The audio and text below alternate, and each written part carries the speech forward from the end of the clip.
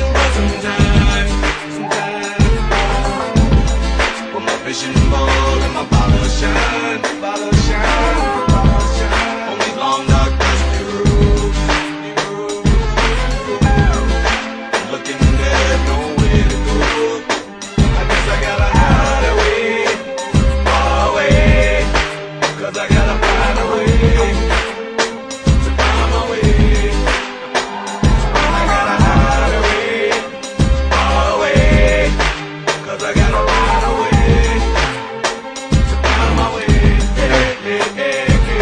I left out for mamas with my thumb in the wind. The leaves on the ground, winter's coming again. Solid on the surface as I crumble within, but legends are made out of vulnerable men. So on the brink of death, I still manage living life, 'cause so rarely in this world are these chances given twice. I indeed sold my soul without glancing at the price. No instructions when I was handed this device, but with what I did get, I was more than generous. Put others over self on several instances, but I'm back on my feet without a hint of bitterness, and one way or another I shall have deliverance. So I say, I've been traveling for some time, with my vision bold and my bottle shine, bottle shine, bottle shine. On these long dark dusty roads, looking there's nowhere to go. I guess I gotta hide away, far away, 'cause I gotta find a way to find my way. I gotta hide away, far away, 'cause I gotta find a way to find my way.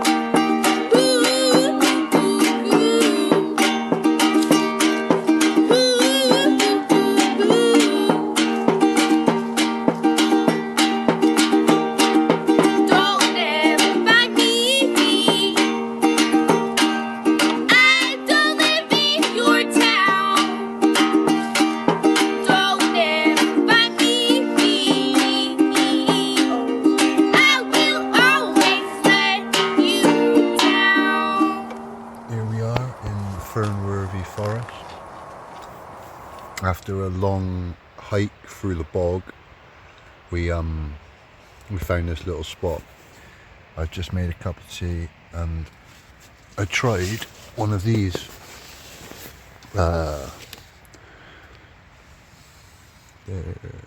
Wayfarer all day breakfast.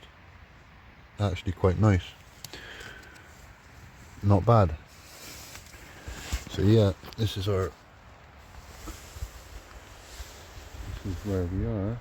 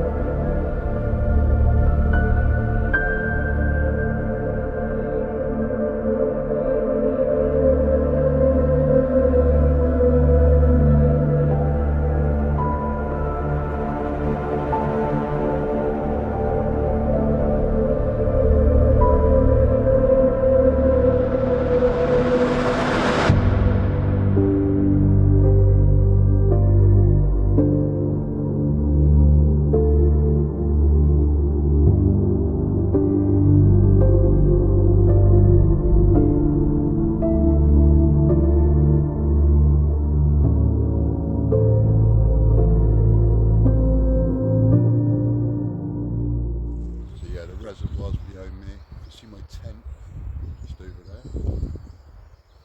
Mike's got a hammock set up just off camera.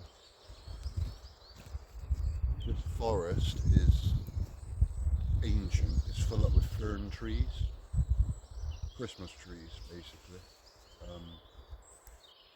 You can probably see that the ground is just lumpy moss.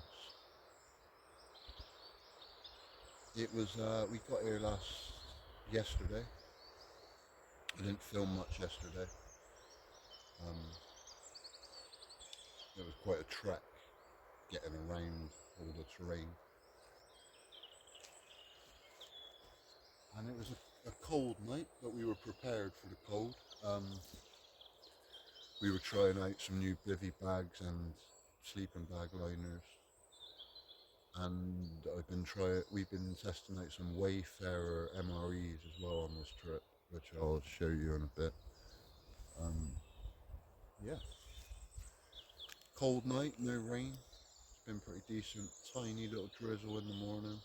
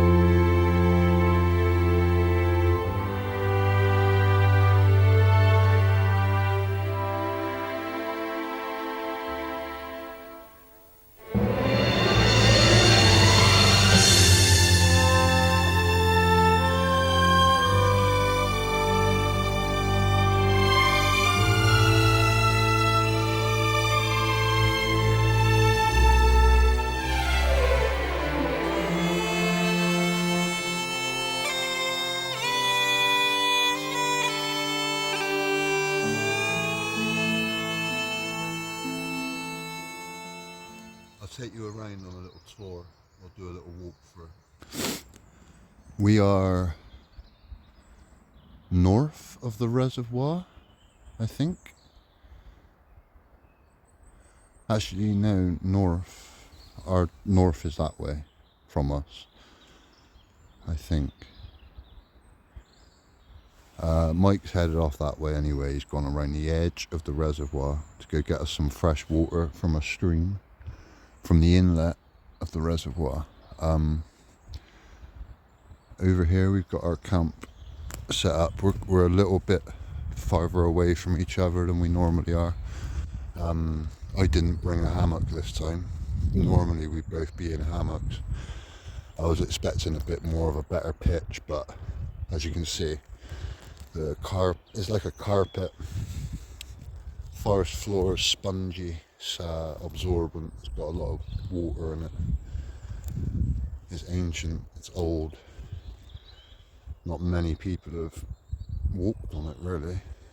You can see that the trees that have been forested have just been left to rot into the bed of the forest, which is why it's got such a unique sort of lumpy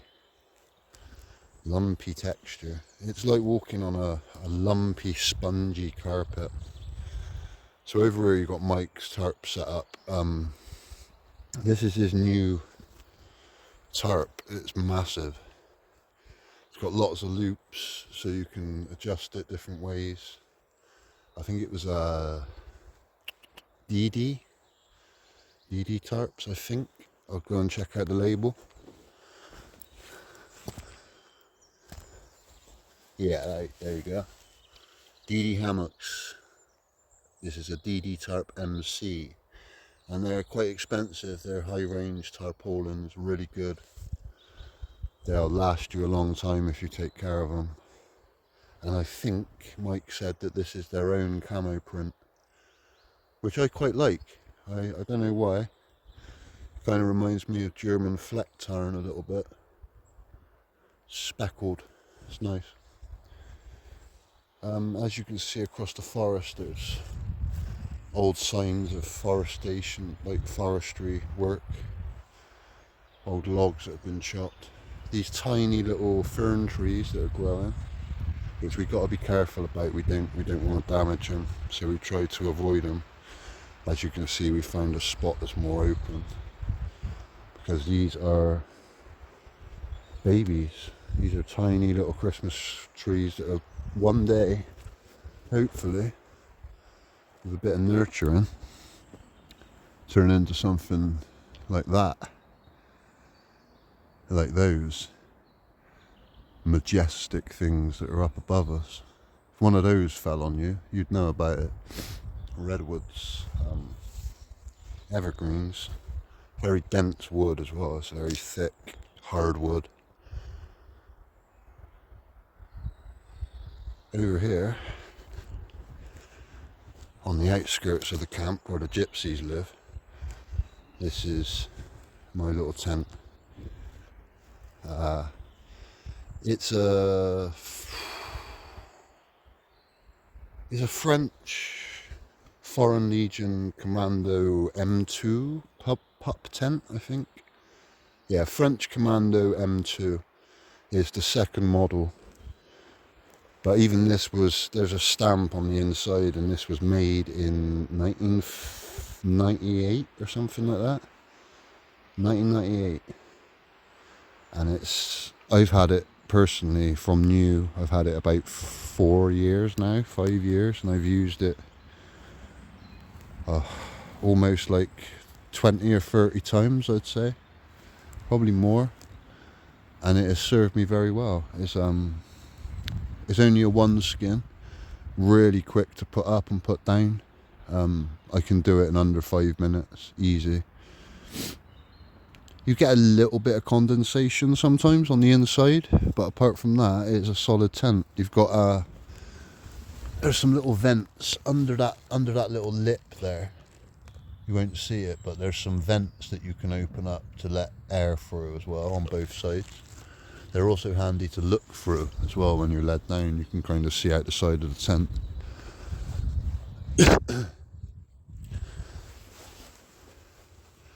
And it's a bit messy in there at the moment, but yeah, it's a lot of room. There's a lot of room. And I've got my roll mat with a bit of extra insulation there. Just wanted to test it out, which it works really well actually. You can notice the heat, the extra heat. At the minute my sleeping system's just balled up. It's got a British Army Arctic sleeping bag, half zip, a British Army issue sleeping bag liner on the inside, and a British Army issue bivvy bag on the outside, so a lot of heat in there. That's toasty as hell. Really good sleep system. Quite a chunk to carry. You have to shove it right in your Bergen, but we carry 1 20-litre Bergens, so it's not much. It's not much hassle really. Down this way is the reservoir itself, Fernworthy Reservoir. You can see it in the distance there.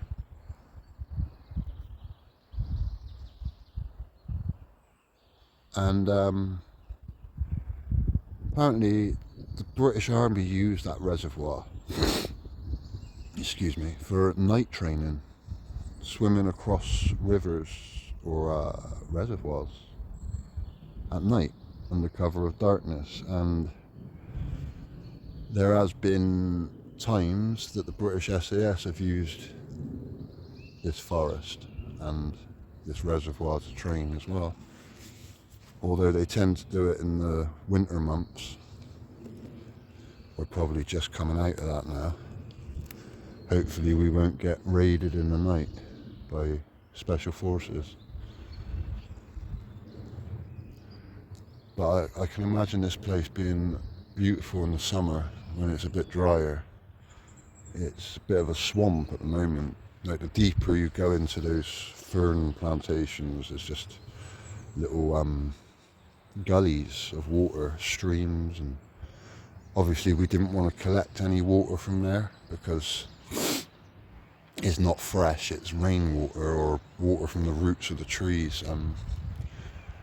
Hence why Mike's gone on a mile trek to the inlet of the reservoir to get us some fresh water. And we got filtering systems and all the equipment you need to make it clean. You don't want to just be drinking it straight away, especially if you're at a very minimum you want to boil it. Very minimum, maybe like a purification tablet. But if you can, I recommend getting a proper filtration system, like a straw, the gravity ones. Yeah, something that's going to do a job for a while and clear 99.9% of the germs and bacteria you get in the water. Another good tip is always to go upstream. Like, you want to go as far upstream, like check for animals. If you're going to collect a bit of water, have a look about 20 meters up the stream from where you're collecting that water to make sure there ain't no carcasses or any sort of pollution. Because you will get a lot on Dartmoor. There's a lot of, unfortunately, there's a lot of wild goats, ponies, and they will just die out there. You'll find skeletons just in the woods. It is pure nature. The rangers try to manage it, but they also keep a kind of naturalness to it as well, which is why it's very limited to what the areas you can camp on Dartmoor. Some of them are protected. Right, so I thought I'd come a little bit closer down to the path below our campsite, near the reservoir, just to show you a bit. So if you look behind me here, look, there's a fence. There's an open bit of like marshland before you get to the reservoir itself. Mike is headed in that direction, to the right of the wet reservoir. He's just communicated on this just to show. He's probably about half hour away walking. Come in, radio check. And we were still in range on the radios just now. I'm not sure if he's gone out of range, but I just got close to the river, but it's too high to reach to fill up. So I've thrown my bag over now, and I'm just figuring out the best jump for me. yeah, received. There you go. He's at the river, but he said it was too high, so he's finding out the best spot where he can chuck his bag over. He likes going on these random little scouting missions, Mike, which is handy because when you're out on Dartmoor you need to collect fresh water a lot of the time if you're staying out here for a few days. And he loves it. He loves going off, finding clean water sources. Water, proper Bristolian, isn't it? Water sources. Yeah, this ain't a bad little camp. I was not too bad. It took a while. Just switch the camera around for you now. It took a while to find this spot because the floor of the forest is just so uneven. It's literally a bed of moss and baby Christmas trees and chopped logs and rotten wood.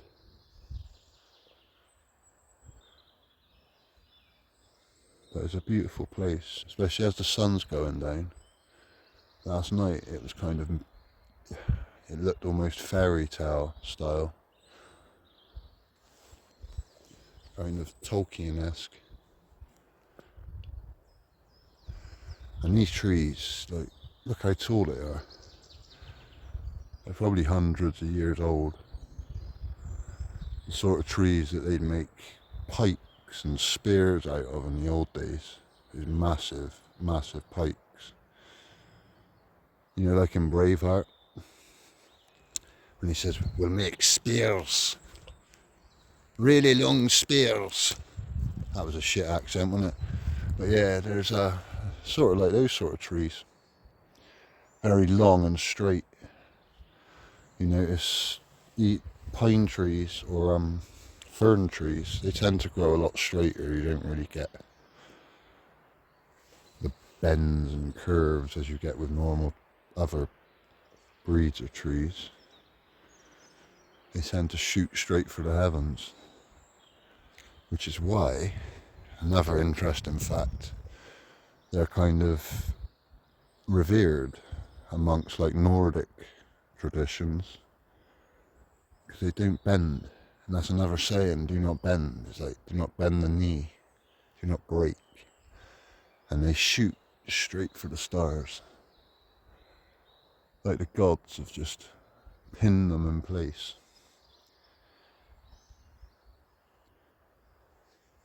You can definitely see, like, hundreds of years ago, before the advancement of technology, cameras, TV, radio, media, all sorts of things like that, how the world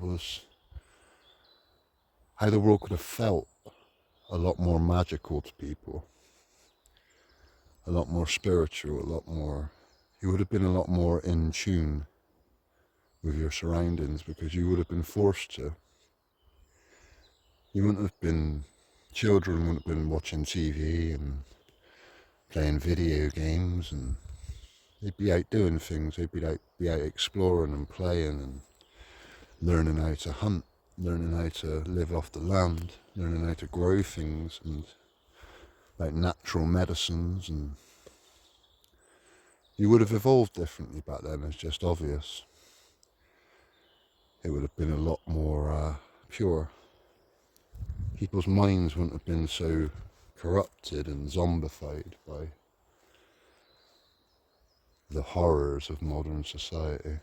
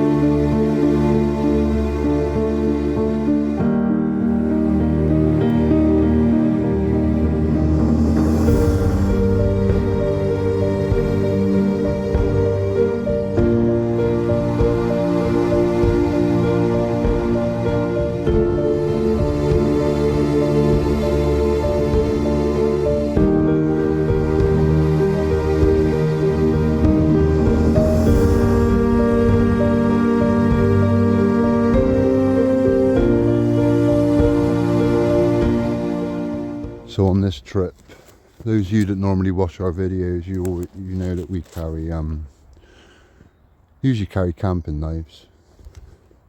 I've got like 3 that I switch between, and today I'm using my lightweight Cressé knife, which is a diving knife. You've probably seen it in my other videos. Rubber bands around the handles just for emergencies. Oh.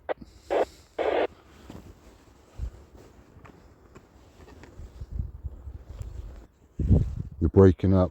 What was that last message?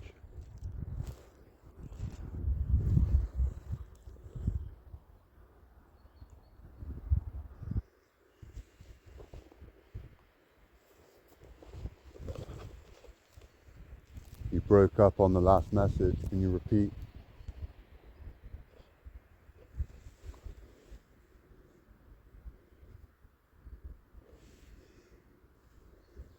It's been quite good signal considering he's about half hour, 40 minutes away. These little Baofeng radios. Because there's good line of sight at the moment. When you've got big hills and stuff, it's not as good. But he's only on the other side of the reservoir, so yeah, over there somewhere. Yeah, anyway, until he gets back, as I was saying, my crochet knife is stainless. It won't rust, obviously, as a diving knife. It's got a serrated edge here as well for sawing things, hacking. It's always done me a good job, to be honest. It's done well. Not really. I've used it a lot, and it's not lost its edge. Granted, I only really use it for cooking mainly, cutting meat, steak, things like that. But it's come in handy to cut a few sticks and paracord sometimes.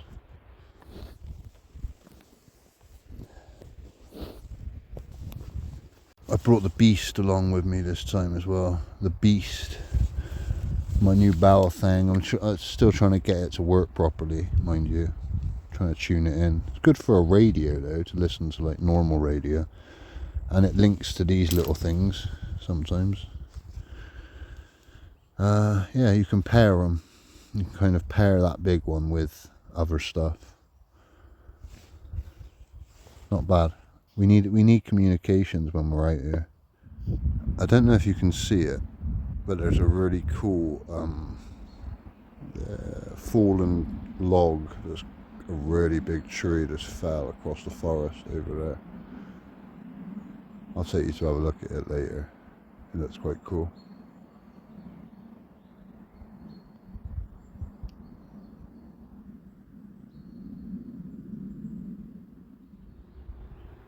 And we've actually got a little bit of sun trying to break through the clouds up there, which was around 3 o'clock yesterday. We had quite a bit of sun, so hopefully it'll break through and dry out the camp a little bit.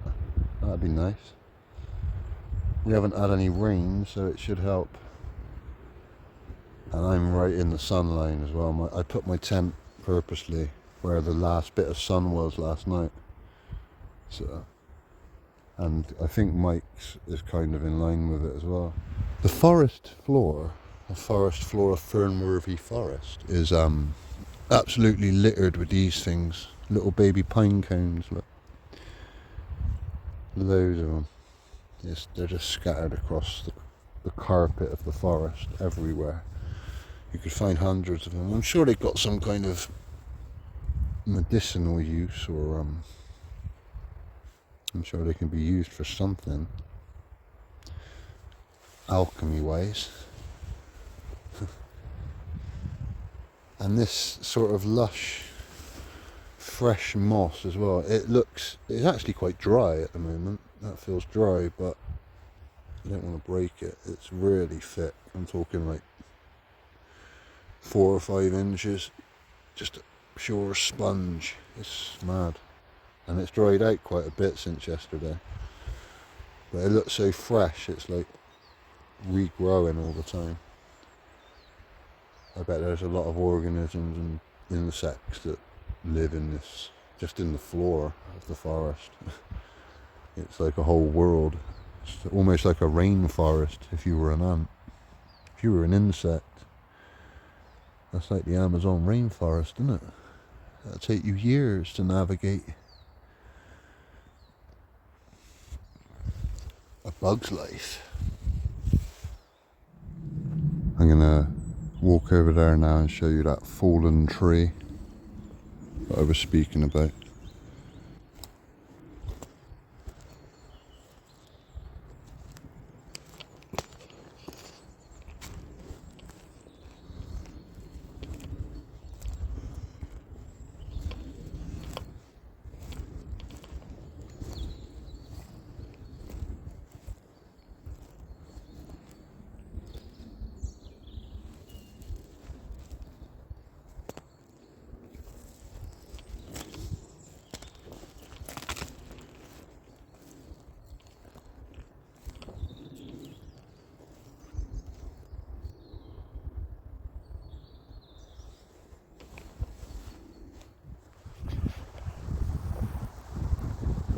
I just had to take cover because there were some people, hikers, walking along the trail, and I didn't want them to see me lurking in the woods, so I just ducked down and stopped filming. And we're going to head on towards the fallen tree.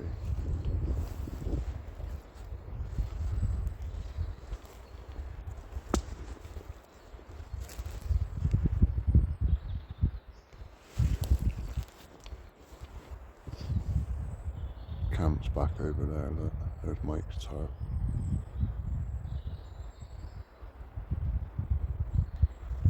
There's another fallen tree over there.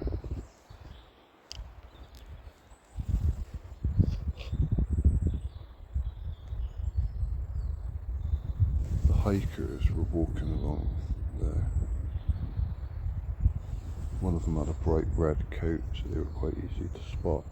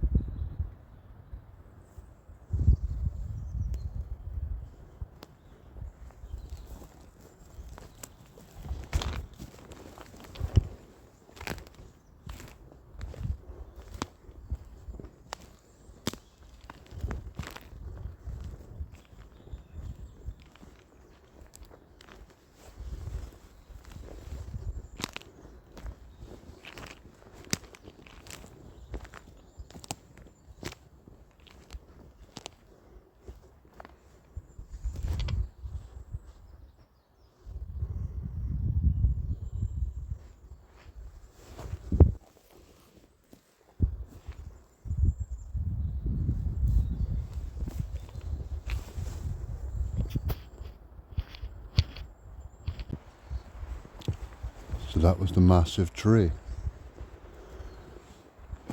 It's a shame, isn't it? You think that's probably like older than most of us. It just fell.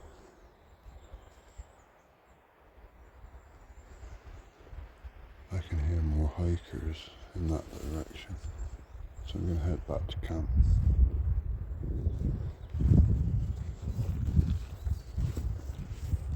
It's not that we're doing anything wrong, it's just we come out here to camp to get away from people, and you don't want to have to be saying hello to people and explaining why you're in the middle of the woods camping. Some people just come out here for walks with dogs, hikers. So we just try and stay away to avoid scattering anyone or disrupting any normal routines.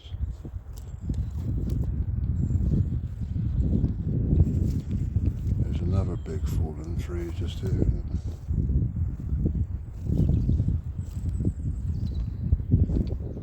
It's such an amazing forest.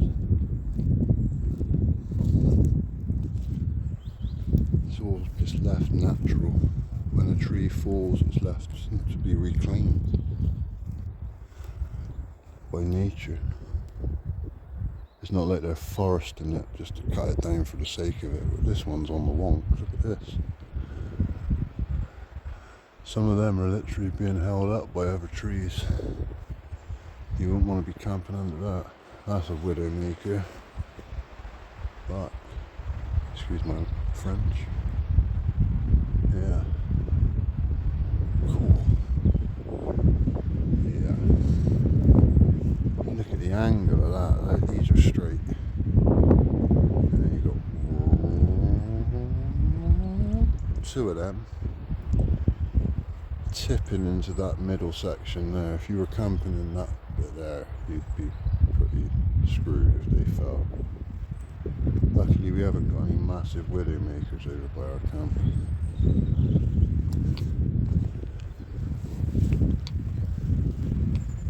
I just love the floor. Look at the forest bed.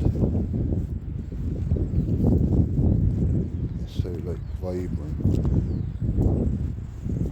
I want to be very careful walking on it because it's kind of an ecosystem of its own.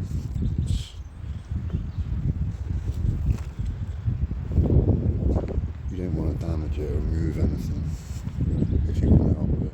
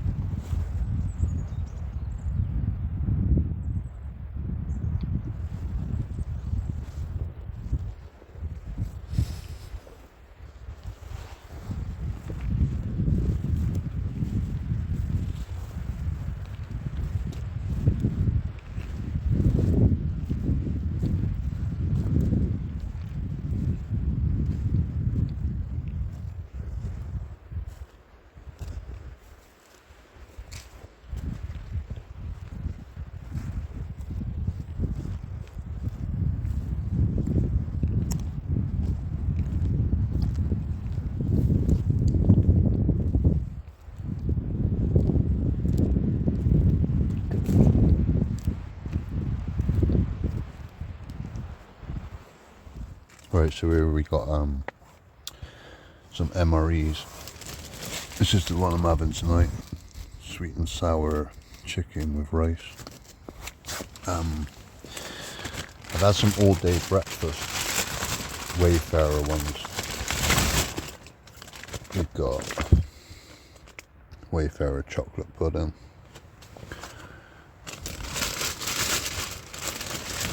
This is a British Army pasta bolognese.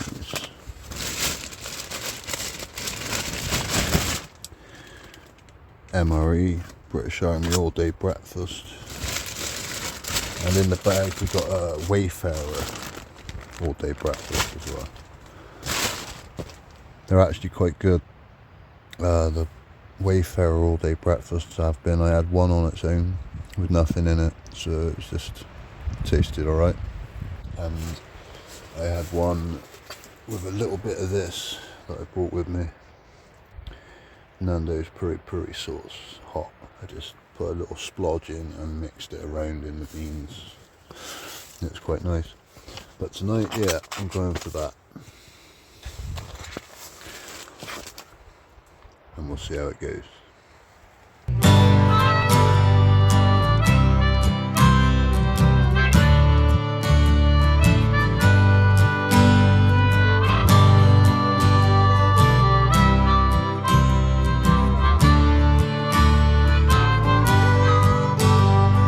I'm gonna go out dancing every night. I'm gonna see all the city lights. I'm do everything silver and gold. I got to hurry up before I grow too old. I'm gonna take a trip around the world. I'm gonna kiss all the pretty girls. I'm do everything silver and gold, and I got to hurry up before I grow too old.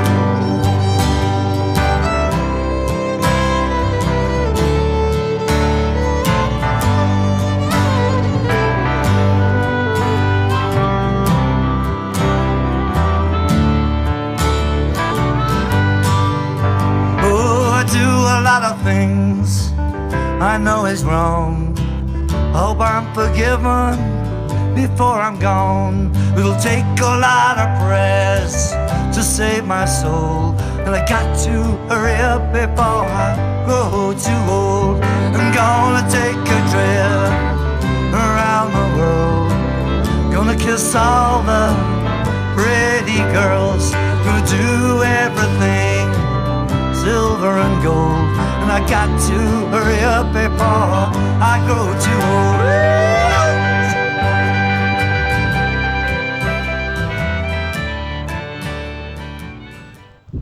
Right, so it's about 1 o'clock, 1 p.m. on day 2.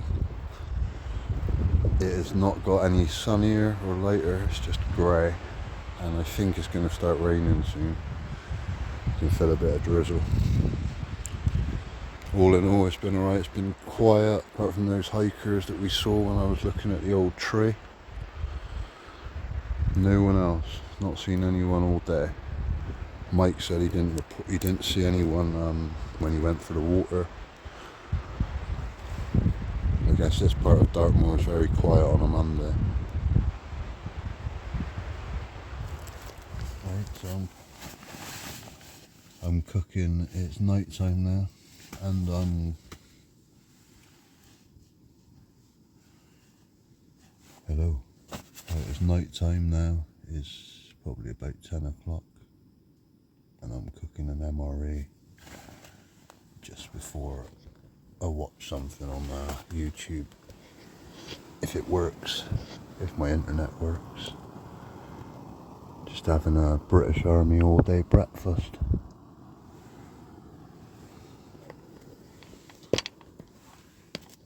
They've been pretty good quality so far, to be fair. Let me just adjust this. Yeah, the ingredients in them are pretty good. We've had the Wayfarer ones, and I've got a few British Army ones. Let's see, that's ready. It's really warm in the bag.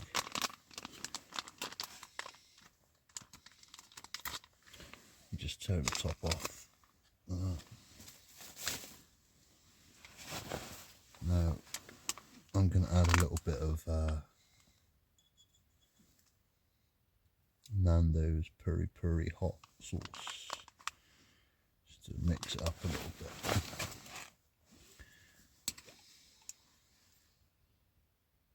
Only a blob, mind you.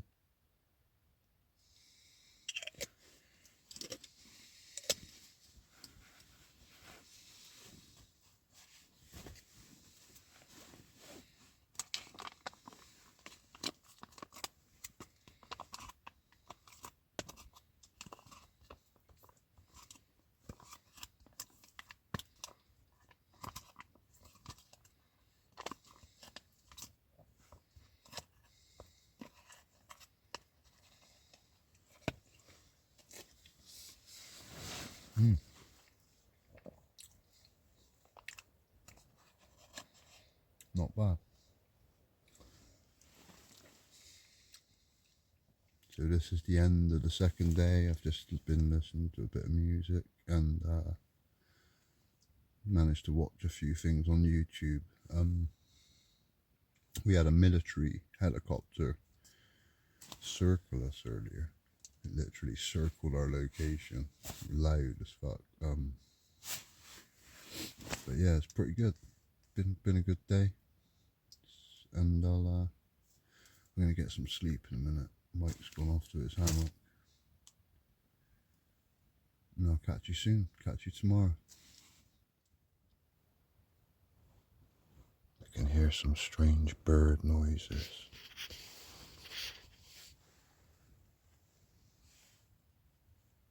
Just heard some birds.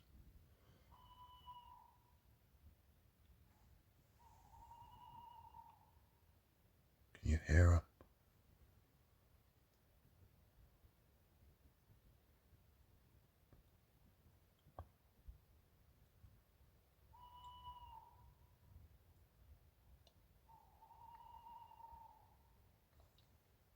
If anyone knows what kind of birds they are from that call, it's kind of like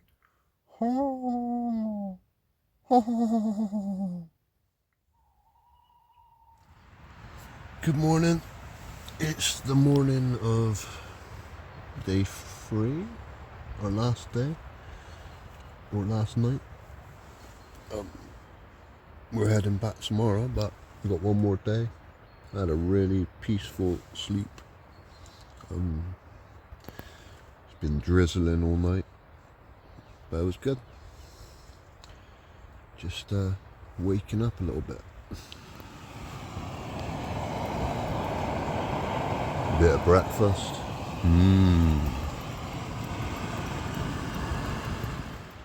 So on this trip, I stopped using the British Army mess tin, and I bought one of these. It's a stainless steel. What's it called? I can't think of the company name at the minute. Yeah, stainless steel, and it boils things really quick. The only thing I would say is don't put the lid on when it's still boiling and lock it up, because it will like seize shut. You've got to like pull the sides up if you're going to do that. Apart from that though, I've cooked about 4 or 5 meals on it now, and there's no signs of burning or anything. It's a much better upgrade, and it fits perfectly in the back pocket of a Bergen as well. You can fit a lot of gear in there and then just shut the lid on it, and there's still about that much room in the back pocket. Not bad. So it's 11:15 on Tuesday morning. The sun's coming up in Fernworthy Forest. You can see the reservoir in the distance. Mike's already gone to get more water. We've made cups of tea.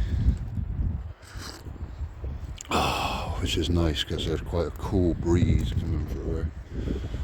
But this sun's warming up the meadow of moss pretty nicely. Just what we needed. It looks even more beautiful when you see it in a bit of sunlight as well.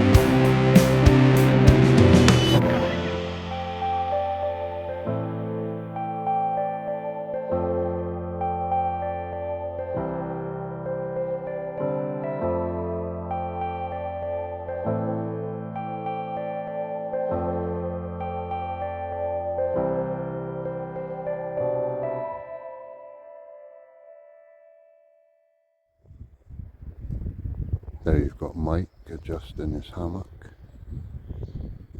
trying to sort the strap out to get it to the right height. He said he kept slipping down, so he's just tinkering around with it a bit.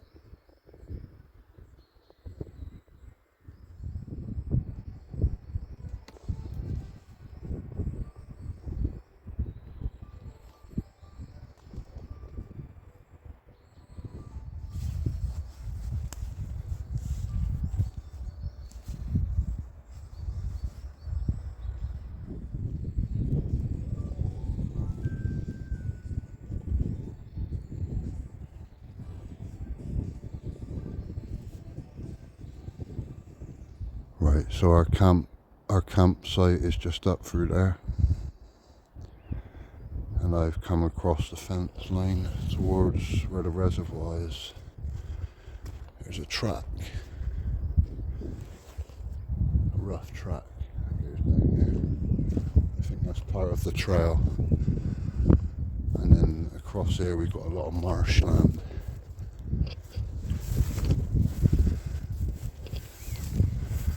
It's very rough terrain. Yeah, it's not something you want to be very careful navigating that kind of terrain. You can easily roll your ankle or something like that. But the sun's coming out now on this, don't know what you'd call this. Would you call this like a meadow or a fen? I don't know. Very swampy, like there's lots of little gullies in amongst those. You can see these little clumps. There's lots of gullies of water in between them.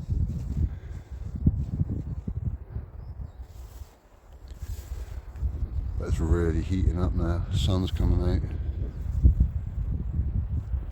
We haven't been spotted so far. People have walked past, but not really noticed our sight.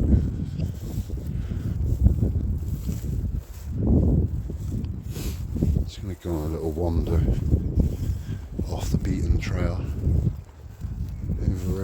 Around this area it doesn't look like it gets forested regularly, and things that have fallen seem to just be left. So look at this old tree. The moss growing up the side of it, it's just, and the dead wood underneath.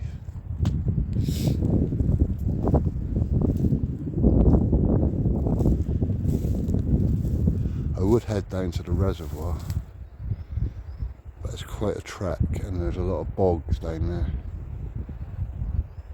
But we have got to go back that way when we leave tomorrow, so you'll see a bit more.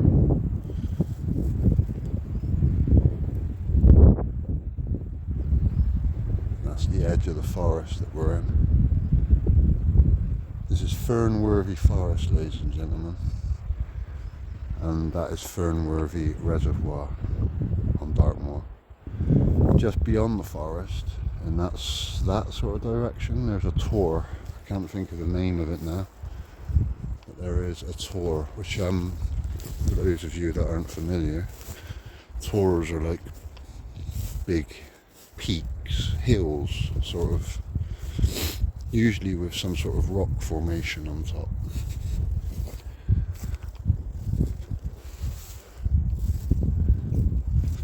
So yeah, that's the other side of the trail. Just up the road here, you can see that they've dumped loads of gravel. I guess that's to like put into the road to help it when it gets boggy.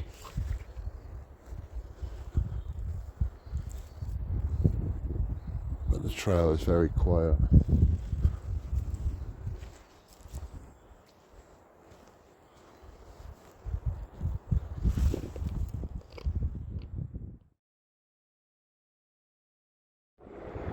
There's a military helicopter through those trees, circling this woodland.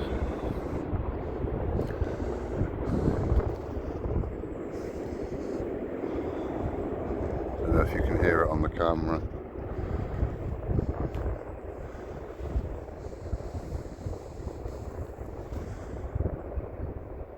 Might come back in a minute. Headed off over that way.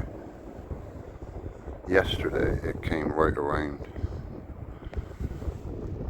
So it's about 3 PM now on Tuesday. Just gone 3. We just had a military helicopter go over us.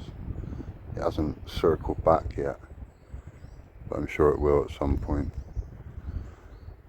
Mike's sat under his tarp over there. And the sun's come out, as you can see. Still shining away.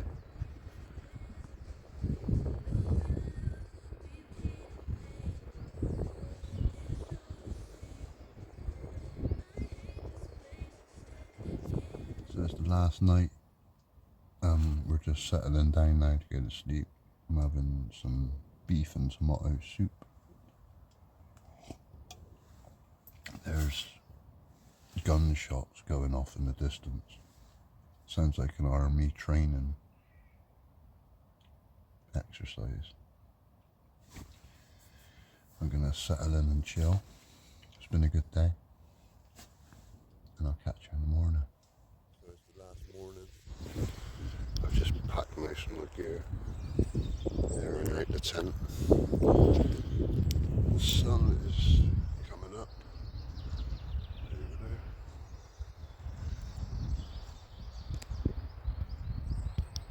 It looks like it might be a nice day.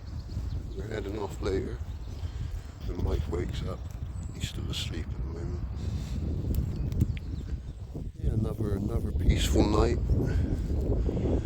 There was a lot of gunfire last night. I think there must have been like a platoon attack or something, some kind of military exercise.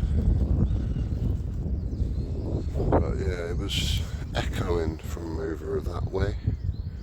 But that don't mean nothing, it could have been anywhere, it was just echoing off of that way. They had a military helicopter fly over there at some point as well. I've just come down to the bottom of the camp, like the track, just to see what's going on in the morning. And in a few hours we'll be hiking back. Been a good one. All ready to go. It's been a good one.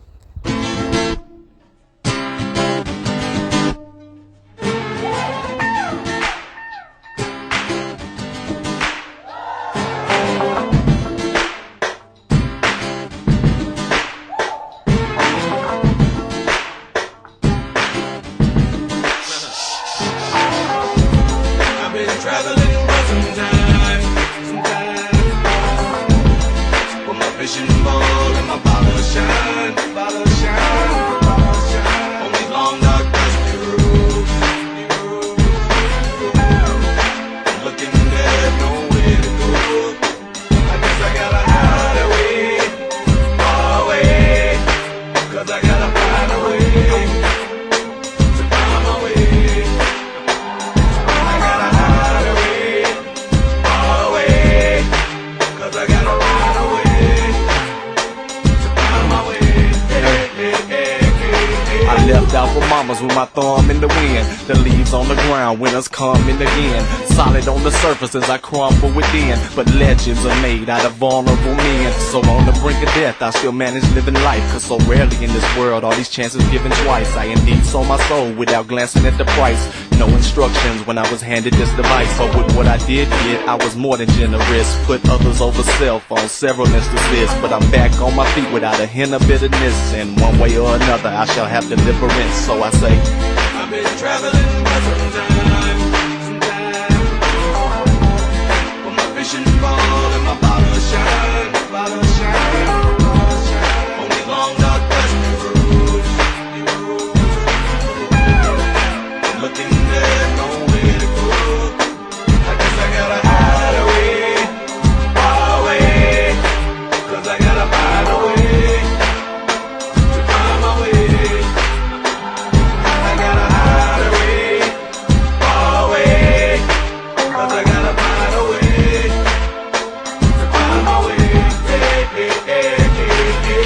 all the time people loved you unconditionally, toasting the new South. This one is for history. Then I slipped, fell, and caused the numbers injury. Called the same people and it's, yo, you just missed me, B. This the formula. Damn it, Bubba, you had it. Why'd you have to keep it polo and New Balance? Then they start to question whether you a true talent or just a redneck substance abuse addict. So then you hide away just to try to find your way. And now they back to calling you 200 times a day. I want all y'all to know, good or bad, I'll remember it at 10 million sold in the name of my deliverance. I've been traveling for some time,